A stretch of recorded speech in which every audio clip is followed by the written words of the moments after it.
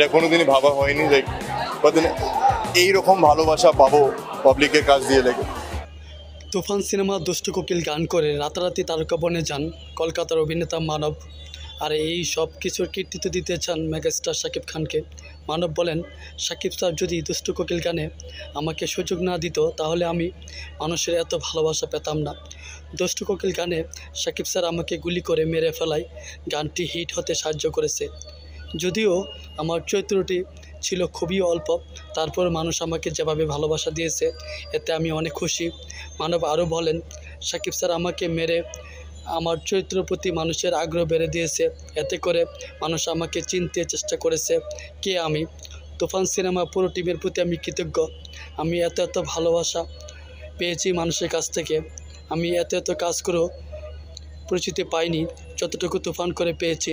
তুফান সিনেমাটি রেকর্ড পরিমাণে ব্যবসা করে ইন্ডাস্ট্রি হিট সিনেমা হিসাবে উপহার দিয়েছে, যা শাকিব খানের কেরিয়ারে তুফান সিনেমাটি মাইলফলক হয়ে থাকবে। তুফান সিনেমাটি ওয়ার্ল্ড ওয়াইড রিলিজ দিয়েছে। 28শে আগস্ট মালয়েশিয়া রিলিজ হবে।